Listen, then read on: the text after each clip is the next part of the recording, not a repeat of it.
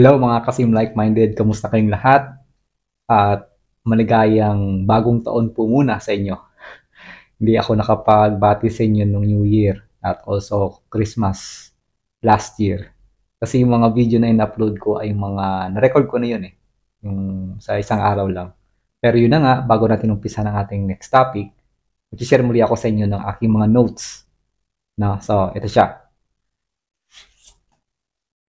Sa do's ulit siya. Avoid anything in a box, carton, or package of any kind. So, pag mayroong mga pagkain kayo nakikita nakalagay sa box, or di kaya nasa karton, nakapackage, iwasan daw natin yan. Kahit anong klaseng nasa box, nasa karton, or nasa package. This will make your diet simpler and healthier. Oo nga naman, kasi kung bibili tayo ng mga product lagi na nasa box, yung mga bultuhan, di ibig sabihin, marami kang kailangang kainin, right? Tapos, kung hindi naman yun ang bibili natin, it will make nga naman simple, simpler yung diet natin. Kasi may mga, may mga na-program na kasi sa atin na kailangan bumili ng bulto, kailangan marami kasi mas mura, ganito, ganyan, baka maubusan ka, kailangan mo mag-imbak for one week or months, baka kasi ganito, ganyan ang mangyari sa mundo. Anyway, yun kasi talagang mga na-program sa atin noon pa sa TV, sa palabas, kung ano na una ang mundo, ang pandemic, mga horde, and so forth. Pero kung aware kayo talaga sa ganito, di ba, may 5 basics tayo, tapos mas talo kayo naging aware sa spirituality. Tapos yung nga sabi ko nga sa inyo sa last vlog, na hindi tayo nag-strive as para maging normal lang, but we are striving to become exceptional. Pag maging aware kayo lalo pa sa katawan yung to, na alam mo dumarating na nga yung time na sa akin sa isang araw, isang beses na lang ako kumakain. Kasi nasasanay na ako. Kahit ano pang sabihin ng mga tao dyan na dapat kumain ka, dapat ito yung kinakain mo, dapat ganito ganyan. Hindi eh. Pag ano talaga, dumating ka sa spiritual, makikita mo yung halaga ng sarili mo. Hindi mo na makikita talaga halaga ng kung gaano kadami ang dapat ang kinakain mo, iniinom mo, at kung ano-ano. Iba talaga siya, iba. So anyway, yun nga. Use organic foods products and eliminate any factory-raised products. Kaya kung maaari, ang iti-take natin sa mga organic foods. At iiwasan natin yung mga products na gawa sa factory or pinalaki sa factory. Yan. Follow your inner guidance and allow others their own inner guidance. So, sundin nyo po ang sarili nyong guidance. Ang binibigay ko sa inyo is a guide, idea, pero kailangan nyo pa rin sundin yung nararamdaman nyo base sa sinasabi ko. Kung dapat nga bang ganon, it makes sense ba? Kung it makes sense, pero pakiramdaman nyo pa rin siya. Okay, may reason yan kung bakit. Simplify your diet with the healthy, natural, occurring foods on the planet that grow of their own accord. And cleansing water should be drunk daily in good quality. Yan.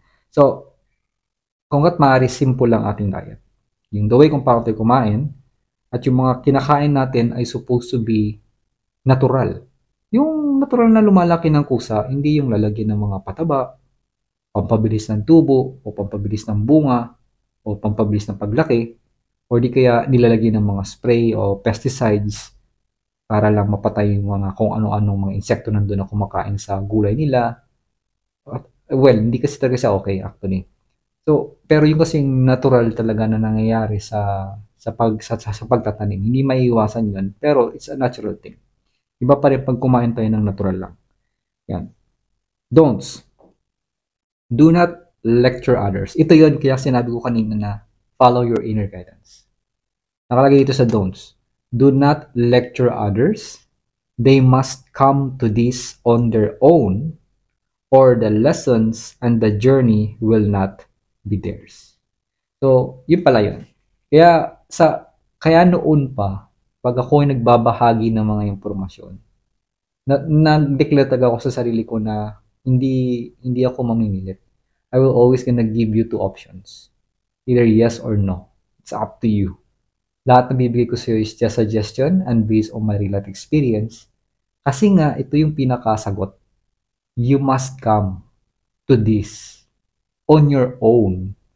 Kasi kung tuturo ko kayo o mag-lecture ko sa iyo, hindi ito ang magiging journey mo.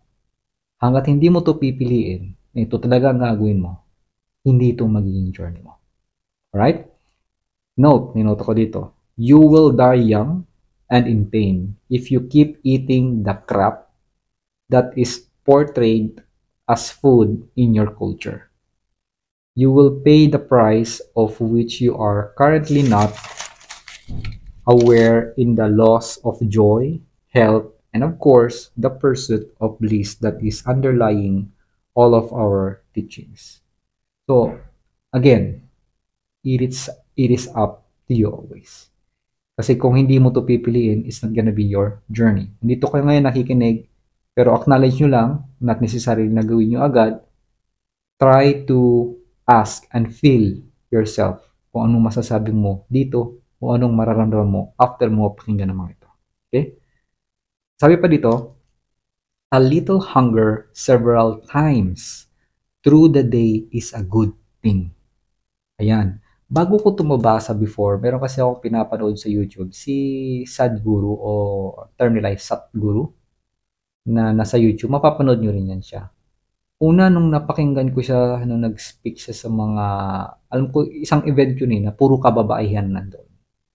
Meron siyang pinapaliwanag about sa story ng kanyang lola, no?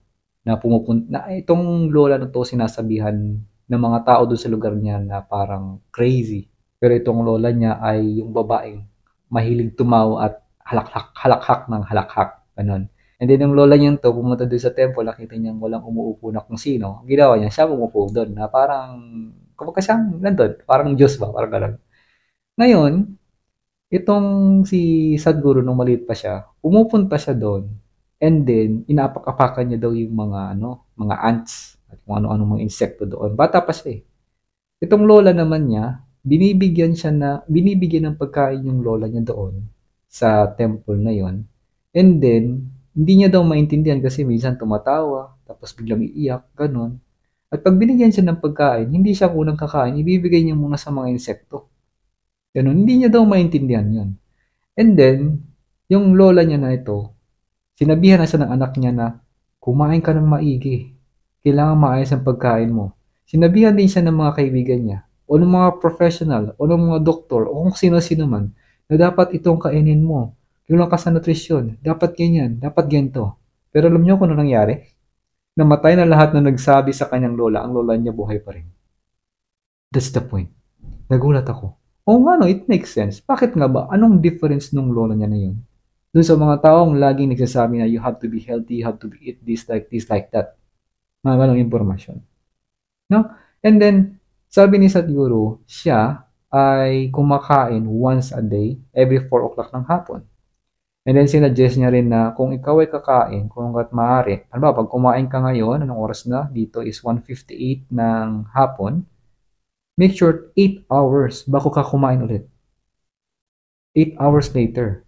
Kung yun yung pinaka-standard.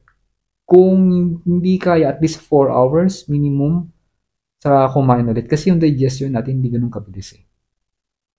To fully digest, dapat at least 8 hours.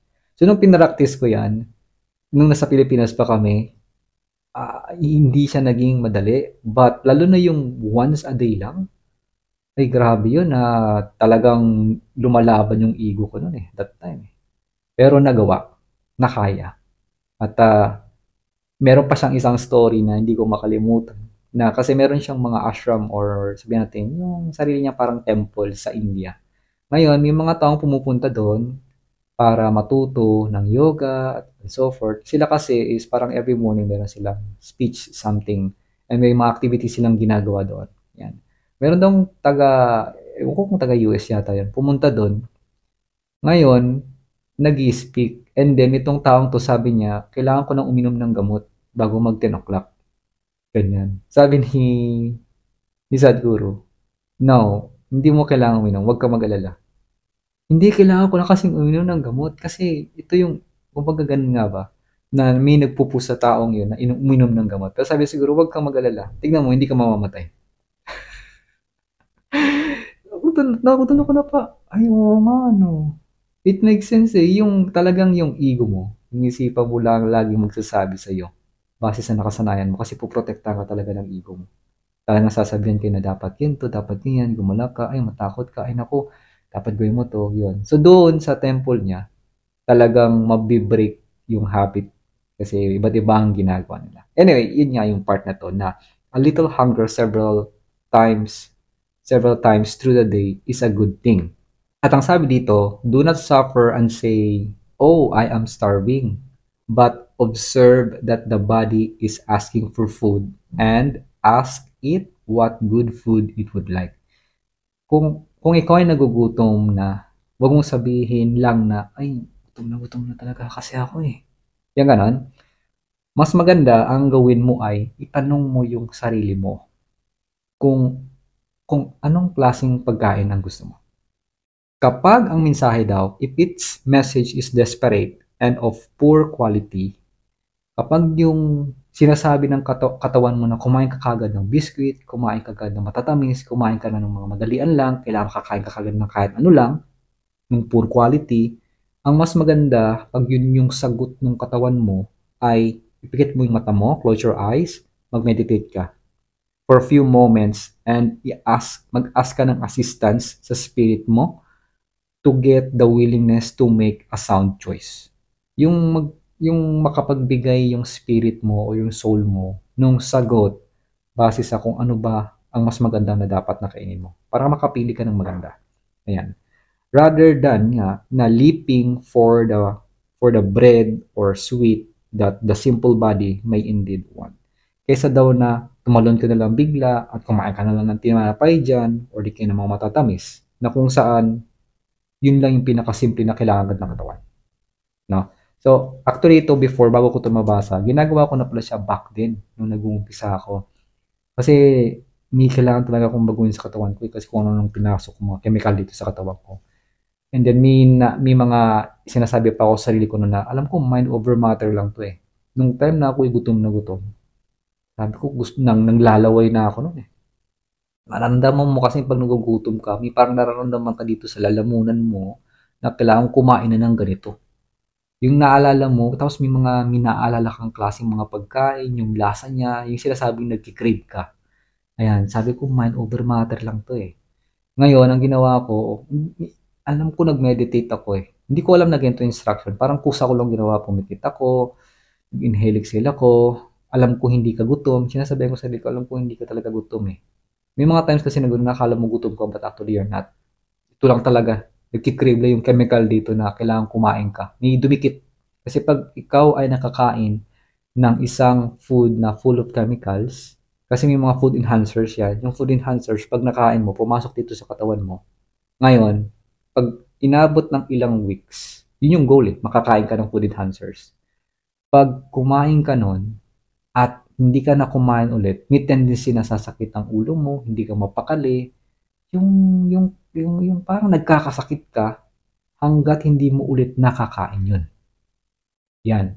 Kaya nga yung mga food na may mga food enhancers, they are set up para kumain na parang hindi ka nagugutom. Sige, kain pa ng kain. Yung totoong pagkain kasi, pangit na nga ang lasa, pero pag kinain mo, like mga gulay, nabubusog ka. Konti lang kinakain mo pero nabubusog ka. Yan ang totoong pagkain. Okay? So ngayon, kailangan mong matanggal itong chemical na dumikit sa lalamunan mo. So ano ang gagawin natin? Maraming tubig. Actually, gusto ko sanang isuggest sa inyo yung Thanks Eye product pero hindi ko masasuggest kasi pricey siya. Alalat karamihan na nanonood dito ay hindi pa ganun talaga kasi ang presyo niya umaabot ng 10K to 20K. Ang first purchase mo. Ang second purchase mo, saka siya magiging 10K na lang, yung second purchase. So, ganun siya. Pero, sabi ko nga sa sarili ko, anong magandang gawin? Kasi hindi pa ako nakaka-purchase ulit ng product ng Tengsai. From Japan kasi siya. Ano ang substitute na pwede kong gawin? At nakita ko tubig. Tubig talaga. Hindi kape, but tubig. Ang ginawa ko, nag-a-alarm ako sa cellphone ko, lalo pag wala akong pasok. Mag-alarm ka ng tigda 2 oras. Halimbawa, uminom ka ng 6 ng umaga, tubig, isang baso, no? Alas 8, mag-alarm ng phone ko, inom ulit ako. 11, inunit ako. Hanggang ma-fulfill ko yung sinasabing 8 glass of water. Ayan. So, nung ginawa ko siya, iba ang pakiramdam. Na normal na parang may lumalabas talaga sa katawan mo. Ipupush pala nung tubig yung mga kinain mo nung isang gabi. Mararamdaman mo yan. Pati yung hangin lahat mapupush. Ganun. Medyo, ano pa nga, mahirap ang una kong ginawa unang try every 1 hour. Alam mo yan? 6, mamayang 7 inumit, mamayang 8. Kahit parang full na full pa ako, pinush ko talagang uminom. Pero maganda ang naging resulta. Pero sabi ng iba, huwag niyo daw pilitin o huwag niyong biglain yung tubig, ginto gano'n. Ewan ko, klaseng paniniwala sa kanila kung talagang ginawa ba nila o kung talagang narinig lang ba nila o is this just theory? Eh ako, ginawa ko. Okay naman ako eh. Depende kasi talaga sa tao kung paano nila iisipin. Kung paano nila bibigyan ng meaning yung mga nakita o narinig nila. Kasi talaga lagi babase. Anyway, nandito din nakalagay, mental discipline is developed. For this reason, so make a decision on behalf of the body. So, sa katawan natin ito, ang katawan kasi natin, sumusunod lang to. Kaya napaka-importante ng mental discipline. Pag ikaw ay nagdidisiplina dito sa isipan mo, automatic it's a law na dapat sumunod to katawan mo. Kaya everything talaga is nasa isipan. Kaya hindi ko makalimutan yung teachings sa Natural Cures That They Don't Want You to Know by Kevin Trudeau. Way back 2000, alam ko, 16, mga 17, grabe yung basa ko, intense, 4 na oras, straight. Ganun yun eh. Kinabisado ko talaga yung pinaka-important point doon kung bakit nagkakasakit ang isang tao. Pero dito, ibabahagi ko sa inyo kung ano yun. Number 1, kaya ka nagkakasakit ay kulang ka sa nutrition, no? Nutritional deficiency. Ang mga kinakain kasi natin talagang kulang sa nutrition, like, bawa, kanin, chicken lang, protein lang yun or kung ano lang ang makukuha mo. Hindi, may mga 5 kasi yan eh. May mga klaseng, hindi ko na mapaliwanag. Nakalimutan ko ng iba. But anyway, subconsciously or unconsciously aware lang ako. Hindi ko na mapaliwanag. Ayan. Pero pag kumpleto kasi tayo sa vitamins and minerals na sinasabi, magiging okay yung nutrition natin. Pangalawa, toxins. Kaya ka nagkakasakit dahil sa toxins. Toxins yung mga kinain natin, yung mga, yun nga, sabi ko mga chemical na bumabara dyan sa katawan mo na hindi mo na i-detox na ilalabas. Okay, kaya tayo nagkakasakit. Pangatlo, hindi ito masyado nababanggit sa lahat. Pero nagiging aware na maraming tao eh sa mga ito sa pangatlong to. Pero isipin nyo, 2016-17 ko palang nabasa yung book. Pero yung book parang way back 2010 yata o 11 o 9. Basta mga ganyan eh. 8, something na ganyan yung book na sulat. Na sinabi, kaya ka nagkakasakit dahil sa sinasabing electromagnetic wave. Ang electromagnetic wave, yan yung wave ng Wi-Fi. Yan yung wave ng cellphone. Yung wave ng battery ng mga cellphone natin. Na ito, yan. Yung signal, electromagnetic wave. So, kahit yung kuryente, yung wire lang, basta nakasaksak yan, basta may wire, may wave yan. Nagsisend yan ng electromagnetic wave na makaka-apekto dyan sa katawan mo. Kaya nga yung mga something na like ito, Bluetooth to eh. Itong nakalagay na to dito sa akin na mic. So kung meron kang ginagamit na Bluetooth na headphone na nilalagay mo dito or di kaya dito, so para siyang microwave na ima-microwave yung tenga mo or yung ulo mo. Ganun yung nangyayari. Ngayon, alam niyo yung microwave, di ba? Ang microwave kasi, pag nilagay mo rin yung pagkain doon, pansinin mo, lalo na yung mga gulay, after nung init, nung nangyayari sa gulay o sa pagkain, parang malanta. Kasi ang ginagawa ng microwave, electric siya. Electric na tinitira niya lang yung heavy cells doon o yung mga microbes na mamatay. Mainit nga siya, pero hindi talaga maganda ang microwave. Tsaka meron din akong tito na nag-work sa US before na ang trabaho niya is yung nagsusuri ng mga dugo. And then nasabi niya talaga sa akin na once na ikaw ay nag-init ng pagkain sa microwave at kinain mo, automatic may nagbabago sa dugo mo. Hindi maganda. At ganon din yung narinig ko sa training audio, ganon din yung mga nabasa ko. Pag kumain ka ng mga pagkain na galing sa microwave, automatic hindi maganda ang magiging sunod nun pagpasok sa katawan mo. Anyway, yun nga, electromagnetic wave. Yan. So kung wala kayong depensa doon, pwede kayong magkasakit. Kaya kung gat maaari, iwasan niyo yung mga Bluetooth, something, gumamit kayo ng headphone or earphone. Ayan. Ngayon naman, yung pang-apat, ito yung pinakamalakas sa lahat. At yun na yung tinatawag na stress. Pag ikaw stress, tong isipan mo, may anxiety ka, may fear ka, lahat na. Grabe yan. Ang katawan mo ay magiging acidic. Pag acidic ang katawan mo, automatic, mabilis kang dapuan ng sakit.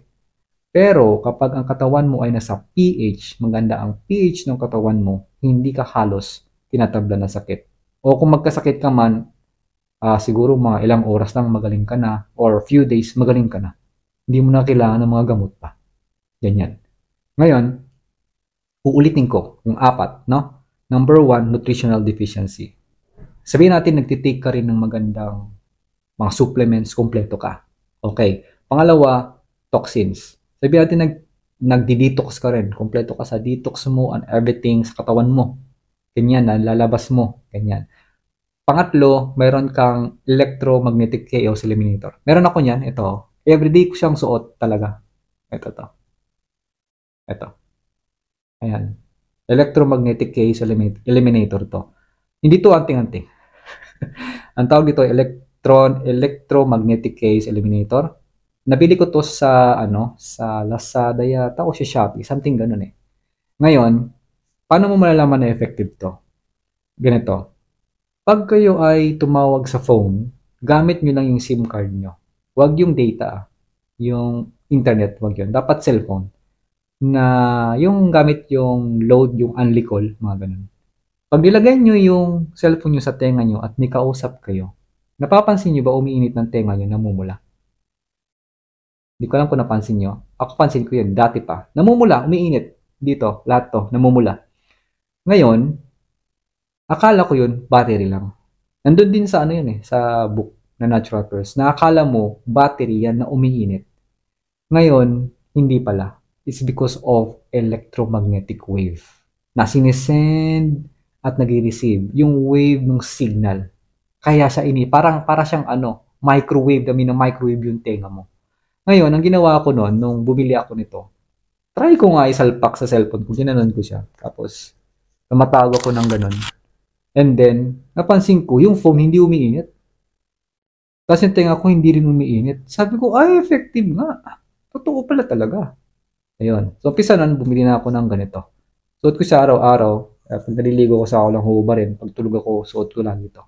Electromagnetic Chaos Eliminator. Ayan. Ang pang-apat naman, ang pinakamalakas talaga sa lahat. Bakit? Kasi kahit ikaw ay maraming supplement, kumpleto ka man, kahit ikaw ay nagdi-detox pa o nag-exercise man, lahat ginagawa mo na. Kahit ikaw ay mayroon pang depensa ng ganito, electromagnetic chaos, kumpleto ka kung saan-saan, sa bahay mo, sa cellphone mo, sa laptop mo, o kung saan man. Pero, kung ikaw naman ay stress, ikaw ay laging may guilt, ikaw ay laging may takot, meron kang hinanaing at puot sa puso mo, dyan sa isipan mo at nararamdaman mo, baliwala lahat ng mga yun. Kasi ang lakas ng pagiging acidic mo. Nagiging acid yung katawan mo. Mabilis kang tapuan. May research kasi yan eh. Yung research sa US, meron kasing sinasabing rehabilitation para sa mga taong may cancer. Ngayon itong mga taong to, may yaman. Kumpleto sila. Nutrition, kumpleto sa food, healthy, kumpleto mga organic pa kinakain, kumpleto din sa detox, nag-exercise sila, nag-walking sila. Meron din, siyempre wala masyadong internet doon, o meron silang mga depensa pagdating dito, pero hindi sila gumagaling sa cancer. Why is that? Kasi meron silang something sa isipan nila, and that is negativity, yung stress nila, anxiety, and so forth. Yun po talaga. Kaya napaka-powerful nung isipan sa lahat-lahat. Kaya nga sabi ko sa inyo, it is a law. Kapag ang isipan mo ay naging peace, kapag ang isipan mo ay naging forgiving, kapag ang isipan mo ay nagkaroon ng compassion, yung maunawain na, kapag ang isipan mo ay naging loving, kapag ang isipan mo ay naging kind to whatever it may be, ang katawan mo ay kusang susunod. Nagiging okay. Anyway, so yun. Kaya nga sabi dito, mental discipline ay kailangan ma-develop. So paano mo din-develop? Meditation talaga. As in meditation talaga. Ibang klase magagawa ng meditation. Okay, next dito. Ang note ko ay how to undo or remove brainwashing. Paano mo nga ba matatanggal yung pagbe-brainwash sa isipan mo? Okay. Ito yung step. Number 1, ask. What is the behavior you wish to change? I-ask mo muna sa sarili mo, ano ba ang gusto mong baguhin sa sarili mo? Yan. Pangalawa, write. Isusulat mo. Kasi kailangan mo isulat yung mga ina-ask mo sa sarili mo eh. Take notes of your history behavior and ask what the phrases are that you are saying at that moment. So, take note mo yung mga history, mga ginagawa mo, at tanungin mo sa sarili mo rin, ano ba yung mga lumalabas sa iyong bunganga pag ikaw nagsasalita dati? Di ba? Ano ba mga pinagsasabi mo on that moment? Pag ikaw ay nagkaroon ng sakit, pag ikaw ay nakaramdam ng ganito, you have to remember. Number 3, observe. Kailangan mo talagang obserbahan at tignan. Look.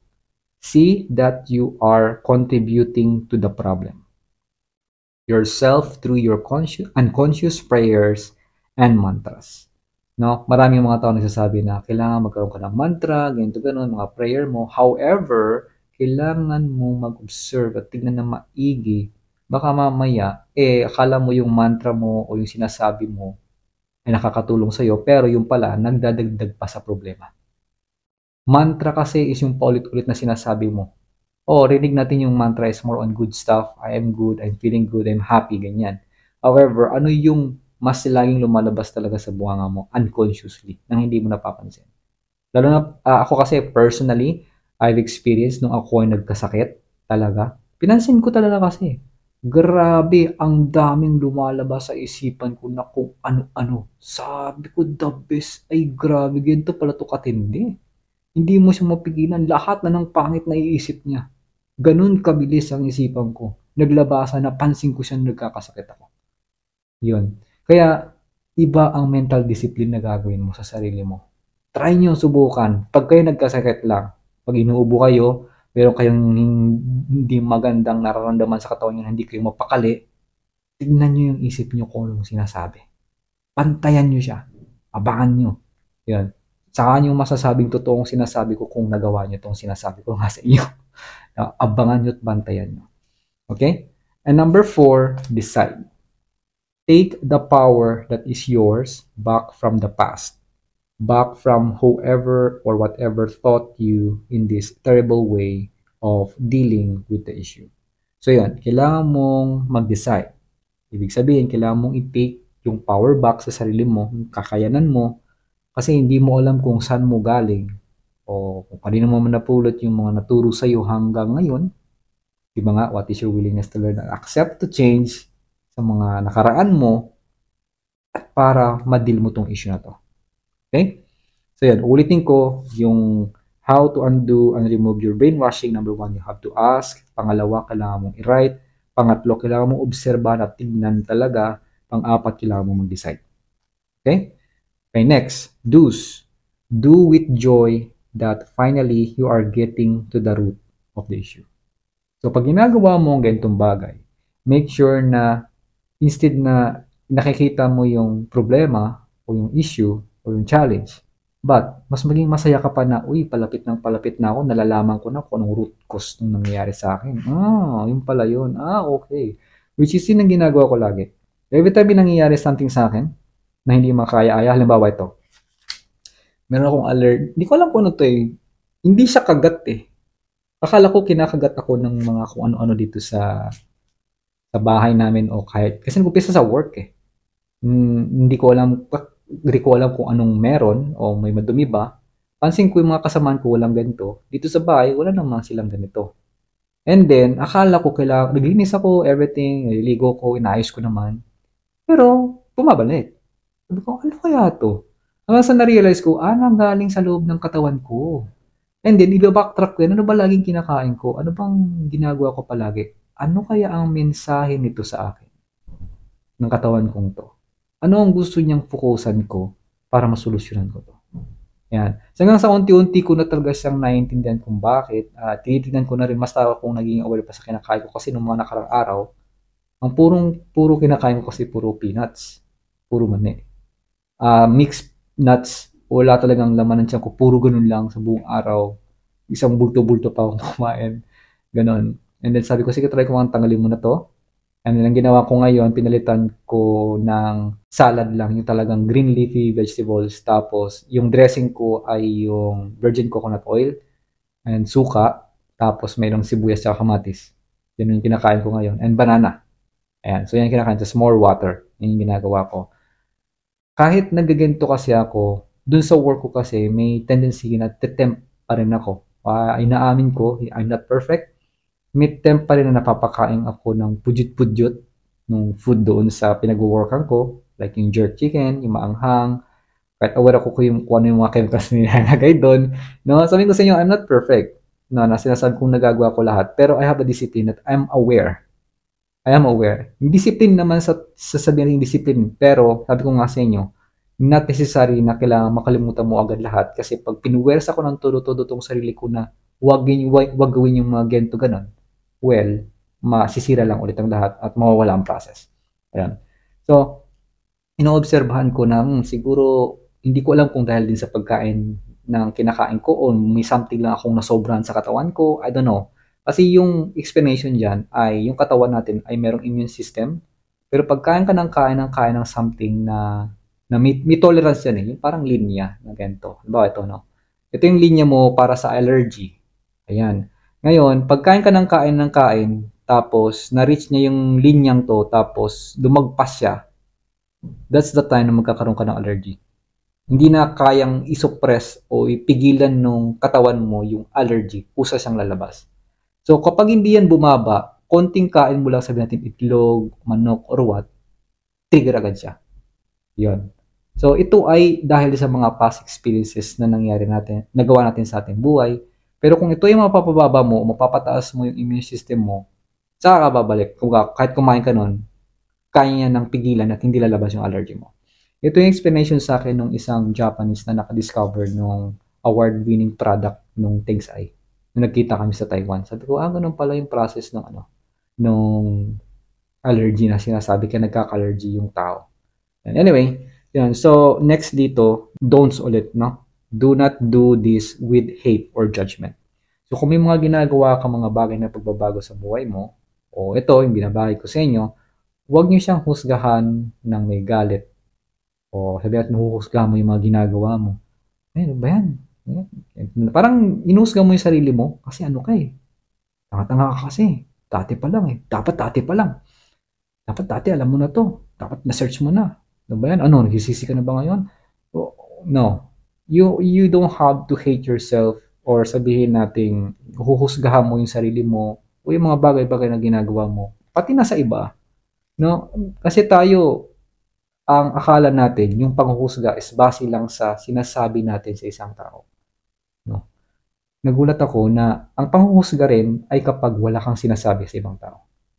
Alam mo yung tahimik ka lang, pero yung isip mo may sinasabi doon sa tao mo. Kung baga halimbawa, ang sinasabi ng isip mo, o yan, kasi ganyan-ganyan ka lagi, o tingnan mo nangyari sa'yo. Yan tuloy, di ayaw mo kasi maniwala sa akin ha. Tapos gaganon ka na lang, di ba? Di ba? Tapos magpapatingin sa iyo yung tao. Bakit? Wala lang. Nanghusga ka ng pagganan. Okay? Yan. Dito, sabi pa, soon you will see results. Pag ginawa nyo. Sabi ko nga sa inyo, ulit, it is your journey kung pipiliin mo to. You have to come to this. Kung hindi ka pupunta dito, hindi mo pipiliin to, kumbaga, hindi kasi gagana. I mean, yun nga, sabi ko nga kanina, uulitin ko lang, gagana lang siya kung pipiliin mo to, kung ikaw mismo ipapasok dito, at it will become your own journey. Pero kung hindi mo siya pipiliin, it's okay. Gawin mo muna kung nasaan ka, kung ano pang kaya mong paniwalaan. Alright? And next, note, bago tayo mag-umpisa, last note, hindi makaka-access sa mind ang beings in non-physical dahil sa interference ng judgment, hatred, drugs, and bad foods. So, ang gusto kong ipahiwatig talaga, o ang pinapahiwatig sa akin ng notes na ito, kapag tayo ay laging may judgment, nanguhusga, may puot, galit, ang drugs, ibig sabihin mga gamot, iba't ibang klase mga gamot yan. Medyo nalilito kasi ibang tao ka nila drugs na pinagbabawal na gamot. No, ang sinasabing gamot ay drugs. Okay? Iba lang ang term nila. Akala nila kasi ang gamot ay panggamot sa sarili. No. It's really a drugs. Drugs din ang tawag dyan. Kaya nga pharmaceutical drugs eh. Diba? Pero in a good term lang ginamit. Pero yung mga shabu or what, mga marijuana or kung ano mang drugs na sinasabi is pangit ang term na drugs na ginagamit. Pero sa mga pharmaceutical company, ginamit nila ang drugs as good term. But anyway, yun nga, ang meaning ng drugs is about sa mga gamot o kung anong ini-intake nyo. And bad foods. Yun. So, ito yung mag interfere sa non-physical. Sa ating spirit, sa ating soul, sa God, sa ating mga angels, o sa ating mga spirit guides para makausap nila tayo. Hindi natin sila maririnig. Paano? Kung lagi kang uminom ng mga gamot, namamanhid ka eh. Manhid talaga. Hindi mo mararamdaman. Namamanhid na yung feeling mo. Sinusuppress ang feeling mo. Okay, so yan. Mahaba na napaliwanag ko pala. Umpisa na natin ang ating next topic.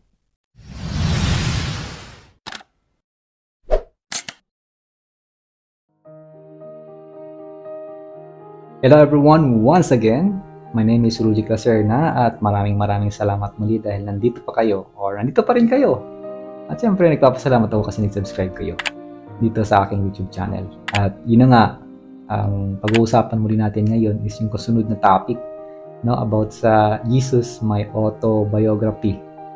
At ano ba magiging topic natin ngayon? Ito tignan natin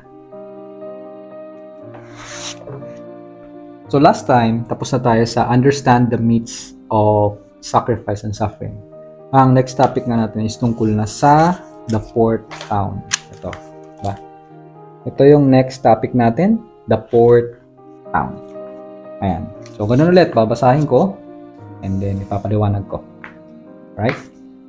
It took me 2 days to get to the port where I would embark on this boat, and then I had to wait a few more for my friend to arrive with his ship. So, inabot ng 2 araw bago makapunta si Jesus doon sa port, sa nating pier o puerta, no? At hinintay niya pa yung 2 niyang kaibigan bago dumating sa ship. He regularly arrived at this port every 2 or 3 months. Yung friend niya pala na yung may barko. So, normally daw dumarating itong friend niya every 2 or 3 months. Grabe, tagal, no? We had arranged to meet at a particular time and he was a little bit late but not distressingly so. So, nag-usap sila kung kailan sila magkikita pero medyo late nga yung ano niya, yung kausap niya na yon. However, kahit ganun man, hindi nadi-distress si Jesus. I was nervous enough to go on this journey and I enjoyed being in the port town. So, kahit ganun pa man, medyo kinakabahan niya si Jesus dito sa journey na to. Pero, in-enjoy niya yung sarili niya habang siya nasa port town pa. I enjoyed speaking to people from different places. Nag-i-enjoy sa mga taong nanggaling sa iba't ibang klaseng lugar, no, dito sa mundong to. Many of them could speak my language. Kahit galing sila sa ibang lugar, no, ibang bansa, pero kaya nila magsalita sa lingwahe ni Jesus Christ. Yan. I was less adept at speaking theirs, but I tried to learn different tongues. So, sinubukan pa rin ni Jesus Christ na matuto ng kanilang lingwahe, yung iba't ibang klaseng lingwahe. I was less adept at speaking theirs. Adept, parang ano ba? Hindi adept pa. Hindi ko mag-gets kung ano gusto ng adept. But anyway, parang sa feeling ko lang, no? Ang adept at speaking theirs. Adept, willing ba? O nahihirapan magsalita? Okay, and then, I recognized certain languages that I encountered repeatedly, and I thought that I would try to understand some words and learn some phrases. So yun, naisip niya na i-try niyang intindihin yung ibang mga salita at matuto din siya sa matutunan yung ibang phrases na mga sinasabi sa kanya, ng ibang lingwahe. Yan. I stayed in a boarding house. May boarding house na pala dati. That was quite raucous and loud. Raucous. Kumbaga, maingay, magulo. But at that time, I was eager to forget the suffering of my dear Mary. At that time din, kailangan ma-set aside o matanggal niyang isipan niya sa pag-suffer ng kanyang mahal na si Mary. So I joined in the festivities. Sumali sa mga festivities. I was faithful to Mary at that point. Faithful si Jesus Christ, kay Mary. There were, of course, women of ill repute importance. Ang galing ng term, no? Mga babaeng ill repute importance. Of course, alam niyo na siguro yan. Yung mga ill, yung reputasyon nila ay may ill. Ibig sabihin yung ill, may sakit, yung reputasyon. Diba? Sabihin natin hindi maayos. Something na, alam niyo na siguro yan. Right?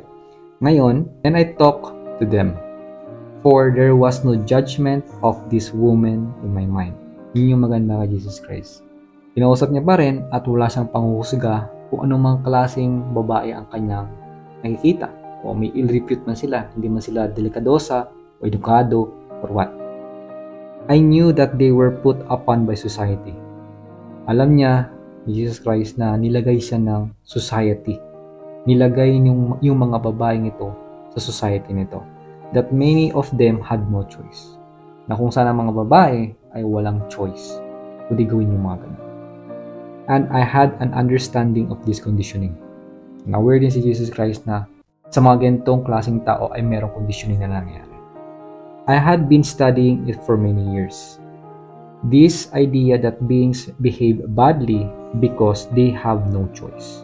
Okay, ito yung mga pinag-aralan niya na matagal pa, which is another aha moment na rin sa atin na kapag meron pala tayo nakikitang mga taong nagbe-behave badly, yung pala ay dahil wala silang choice.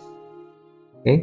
Given the constraints of their mind and of their teachings, he had been a subject of my deep and recent contemplation.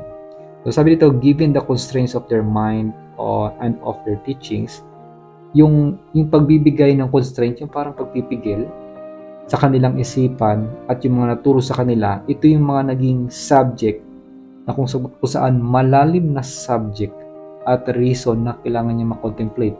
Contemplate, maunawaan, maano sa sarili, maintindihan. Ganyan. And sabi ni Jesus Christ dito na you must understand that I was always being instructed from the non-physical of these principles. Okay? Kailangan natin maintindihan na si Jesus Christ noon ay laging kinakausap at binibigyan ng instruction ng sinasabing non-physical. Yung sabi ko sa inyo, kung napanood nyo si Tina Louise Spalding, non-physical si Jesus Christ ngayon eh. Sumasanib siya sa katawan ni Tina Louise Spalding. So, ganun din ang ginagawa ng non-physical kay Jesus Christ. Kinakausap siya at binibigyan siya ng instruction pagdating sa principles. Alright? The enlightenment and the complete and utter walking that I received later in my life were merely the finale to a process that was going on through my entire youth and young adulthood. So, yung enlightenment po at yung complete na walking na natanggap niya sa buhay niya ay merely the finale o final process na yun, no? Na mangyayari sa kanyang entire youth, na mangyayari sa kanyang mga kabataan niya hanggang sa siya ay maging adult. I was given more and more information all the time. So, all the time pala, lagi siyang binibigyan ng parami ng informasyon.